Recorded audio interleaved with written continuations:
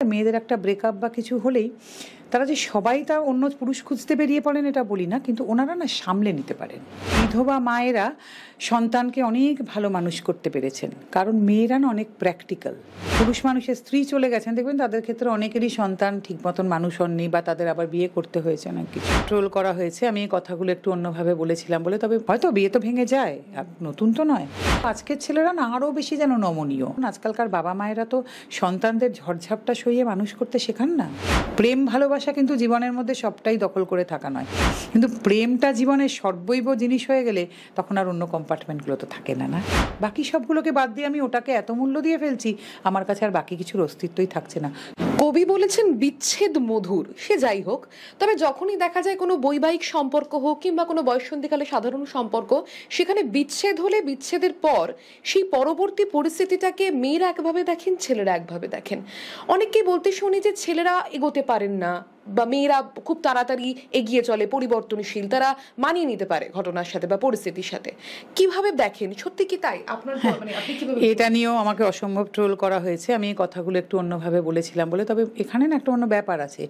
মেয়েরা, এই যে দেখবেন আমাদের দেশে আগেও দেখবে তুমি, যে বিধবা মায়েরা সন্তানকে অনেক ভালো মানুষ করতে পেরেছেন, কারণ মেয়েরা না অনেক প্র্যাকটিক্যাল।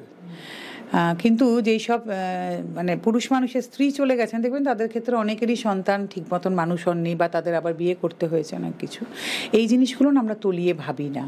মেয়েরা একটা ব্রেকআপ হলে, তাই বলে কি কোনো মেয়েই মানে আত্মহত্যা করেননি, তার জন্য কোনো মেয়ের মন ভেঙে যায়নি, কোনো মেয়ে একেবারে অন্ধকারে তলিয়ে যাননি। আছে তো এক্সেপশন, তো প্রুভস দ্য ল। কিন্তু মেয়েরা না অনেক প্র্যাকটিক্যাল, মেয়েরা না অনেক কিছু সামলাতে পারেন তাড়াতাড়ি। তো তার ফলে কি হয়, মেয়েদের একটা ব্রেকআপ বা কিছু হলেই তারা যে সবাই তা অন্য পুরুষ খুঁজতে বেরিয়ে পড়েন এটা বলি না, কিন্তু ওনারা না সামলে নিতে পারেন। ওনারা ভাবেন জীবনে এরকম হয়, আমাকে এগিয়ে যেতে হবে। সংসার ভাঙার ক্ষেত্রেও মেয়েরা না ডিভোর্স হলে এগিয়ে যান সামনে, অনেকে হয়তো সন্তান সহই এগিয়ে যান, জীবনে আবার প্রতিষ্ঠা পান। কিন্তু পুরুষ মানুষ বা এই যে আমি না বিভিন্ন কলেজে লেকচার দিতে গিয়েও এই কথাটা শুনলাম, এবং আমায় কিন্তু বহু যারা মেয়েরা ওখানে পড়ান, কলেজের প্রফেসররা আমাকে বললেন যে নন্দিনী দি, এখানের ছেলেরা দেখছি এই অল্প বয়সে রিলেশনশিপ ব্রেকআপ হলেই কেরিয়ার নষ্ট হয়ে যাচ্ছে, আত্মহত্যার পথে যাচ্ছে, ডিপ্রেশনে চলে যাচ্ছে, কেউ ড্রাগ নিচ্ছে। অথচ সেই মেয়েটি কিন্তু ক্লাস টাস করছে, ভালোই আছে, হয়তো আবার একটা অন্য সম্পর্কেও কখনো জড়াচ্ছে। কিন্তু আমার বক্তব্য, এই ছেলেরা এটা বুঝতে পারছেন না যে ওনারা তো এগুলো করতে কলেজে যাননি, ওনারা তো একটা কেরিয়ার করতে গিয়েছিলেন, পড়াশোনা করতে বা কোনো কিছু করতে। ছেলেরা না এখানেও দেখি যে আসেন যে একটা বিয়ে মানে ভেঙে যাচ্ছে, বিয়েটা মানে ওনার যেন জীবনটাই শেষ হয়ে গেছে, কি হবে আর দিদি, কি হবে, জীবনটাই তো চলে গেল একটা। কিন্তু একটা বিয়ে বিভিন্ন কারণে ভাঙে যেতে পারে। সবসময় যে একটি মেয়ে তার কাছ থেকে টাকার ডিমান্ড করছেন, সবসময় ভীষণ অত্যাচার করছেন এরকম না। এমনিও তো সাধারণ কারণে হয়তো বনিবনাই হলো না, মেয়েটিও হয়তো খারাপ নন, হয়তো বিয়ে তো ভেঙে যায়, আর নতুন তো নয়। তো সেই ক্ষেত্রে না ছেলেরা যেন, আমি দেখছি আরও আজকের ছেলেরা না আরও বেশি যেন নমনীয় আগেকার। কারণ তার একটা প্রধান কারণ, আজকালকার বাবা মায়েরা তো সন্তানদের ঝড়ঝাপটা সইয়ে মানুষ করতে শেখান না। সবসময় বাবু বাবু, মামনি মামনি করে এমন আগলে আগলে বড় করছেন। ওনারা তো বাইরের আবহাওয়ার সঙ্গে খুব বেশি সংযুক্ত নন, কিছু বাড়িতেও কোনো দায়িত্ব দেন না যে না এটা তোমার দায়িত্ব, এটা তোমায় করতে হবে, এটা তুমি শিখবে, সবসময় আগলাচ্ছেন। আমাদের এখানেও দেখি নিয়ে আসেন, এখানে ওনারা কথা বলছেন, ছেলেকে আর কথা বলতে দিচ্ছেন না, আগলে আগলে। তার ফলে ছেলেটি তো এই ধরনের একটা আঘাত নেওয়ার জন্য মানে যে শক্তপোক্ত মানসিকতা তৈরি হয়েছে, এবং বাচ্চা ছেলেদের ক্ষেত্রেও তাই হচ্ছে। ওরা তো কিছু না পেয়ে অভ্যস্ত হয়নি, ওরা তখন আঘাত পায়নি জীবনে, কারণ ওরা যা চেয়েছে তাই পেয়েছে। তার ফলে রিজেকশন নিতে পারছে না। কারণ মেয়েরা সেই ক্ষেত্রে না বহু মেয়েরও কষ্ট হচ্ছে, মেয়েরাও যে একেবারে, আমি তো বারবার বলছি মেয়েরা যে কোথাও আঘাত পাচ্ছে না এরকম না, কিন্তু মেয়েরা বেসিক্যালি অনেক প্র্যাকটিক্যাল, যার ফলে ওরা না এটা ওভারকাম করতে পারে তাড়াতাড়ি। কিন্তু আমি ছেলেদের দেখতে এই রিজেকশন নেওয়ার মতন ক্ষমতাটা ছেলেদের কম, তার ফলে না ওরা অনেক তাড়াতাড়ি এই কী হচ্ছে, কেউ আমি সুইসাইড করবো, ডিপ্রেশন, আরে কি আমি ডিপ্রেশনে চলে যাচ্ছি, আরে এটা কি কোনো ওয়েডিং ডেস্টিনেশন বা হলিডে ডেস্টিনেশন নাকি? এটা যেন একটা সোশ্যাল স্টেটাস। আমাদেরকে অনেকেই ফোন করে বলে, দিদি আমি না ভীষণ ডিপ্রেশনে চলে যাচ্ছি। আরে চলে যাচ্ছি মানে এটা বেড়াতে যাওয়ার জায়গা নাকি? অনেকের আবার ডিপ্রেশনে না যাওয়াটা আজকাল সোশ্যাল স্ট্যাটাস হয়ে যাচ্ছে, মনে হচ্ছে আমি ডিপ্রেশনে যাইনি এখনো, বন্ধু বান্ধবের কাছে কি বলবো। এর কোনোটাই না। জীবন একটা, বারবার ফিরে আসে না, ওই জিন্দেগি না মিলেগি দুবারা। সেটাই সব রকম ঝড়ঝাপটার মোকাবিলা করতে হবে। সম্পর্ক আসতেই পারে, চলে যেতেও পারে, ঠিক আছে। আবার কোনো সম্পর্ক হয়তো টিকে গেল, বিয়ে অবধি গড়ালো, সারা জীবন একসঙ্গে রইলেন, খুবই ভালো, কোনো অসুবিধা নেই সেটা নিয়ে। কিন্তু সেই একটা সম্পর্ককে জীবনে এত বড় করে দেখে ফেললাম, বাকি আমার কেরিয়ার চলে গেল, বাবা মা চলে গেলেন। আমাদের কাছেই ঘটনা আছে, একটি ছেলে অল্প দিনের বিচ্ছেদের সম্পর্কে সুইসাইড করে ফেললেন। তার মা বোনেরা আমাদের কাছে এসেছেন, এখনও বোন আমাকে ফোন করেন। মায়ের তো একেবারে মৃতপ্রায় অবস্থা। কি হলো আজকে? একটি অল্প দিনের পরিচিত মেয়ের জন্য তুই সুইসাইড করে ফেললি, আজকে পরিবারটা তো শেষ হয়ে গেল। কি হলো? এগুলো বুঝতে হবে, মেয়েদেরকেও বুঝতে, মেয়েরাও যদি এরম করেন সেটাও কাম্য নয়। এগুলো বুঝতে হবে আজকে জেনারেশনকে, যে এইভাবে কিছু হয় না। প্রেম ভালোবাসা কিন্তু জীবনের মধ্যে সবটাই দখল করে থাকা নয়। জীবনের অনেক কম্পার্টমেন্ট আছে।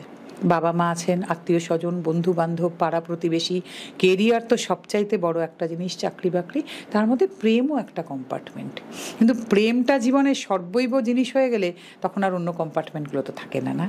প্রেম একটা, নিশ্চয়ই প্রেম ভালোবাসা বিবাহ এটাও একটা কম্পার্টমেন্ট, সেটা তার মতন। বাকি সবগুলোকে বাদ দিয়ে আমি ওটাকে এত মূল্য দিয়ে ফেলছি, আমার কাছে আর বাকি কিছুর অস্তিত্বই থাকছে না, তখনই কিন্তু ভুলভ্রান্তি শুরু হয়। এটা বুঝতে হবে আজকে জেনারেশনকে। আমরা দেখলাম বিচ্ছেদ নিয়ে যখন আমরা কথা বলছি, আমরা দেখলাম অনির্বাণ ভট্টাচার্য, তার স্ত্রী, বা পরমব্রত পিয়া, তারা দুজন স্বাধীন ব্যক্তি, তারা বিচ্ছেদে রাখবেন বা না নতুন সম্পর্কে জড়াবেন, এবং সেখানে অনুপম রায়কে টেনে আনা হচ্ছে, মানে পরমব্রত পিয়ার ক্ষেত্রে দুজন স্বাধীন মানুষ, দুজন অ্যাডাল্ট মানুষ, তারা নতুন সম্পর্ক শুরু করবে কি বিচ্ছেদে জড়াবে সেটা তাদের ব্যক্তিগত ব্যাপার, কিন্তু তা নিয়ে ক্যারেক্টার সার্টিফিকেট দিয়ে দেওয়া এবং সোশ্যাল মিডিয়াতে ট্রোলের ঝড় উঠেছিল। কিভাবে দেখেন বিষয়টা? না, এটা তো বাঙালির একটা স্বভাব আজীবনে, নিজের বাড়ির চালের খোঁজ নেই, পরের বাড়ির হাঁড়িতে কটা ভাত ফুটলো এই নিয়ে খুব ইন্টারেস্টেড। আমার ছেলে মেয়ে বয়ে যাচ্ছে, অসুবিধা নেই, পাড়ার ছেলে মেয়ে কার সঙ্গে প্রেম করছে এ নিয়ে আমরা খুব বেশি ইন্টারেস্টেড। কাজেই আমার না এই বিষয়গুলো কোনোদিন রুচি নেই, কোনোদিন কথা বলিনি, আজও বলতে চাই না। এটা প্রত্যেক মানুষের ব্যক্তিগত ব্যাপার, তারা কি করবেন, কিন্তু বাঙালি এর বাইরে বেরোতে পারছে না, এটা আমি দেখে নিলাম অন্তত এই কদিনে।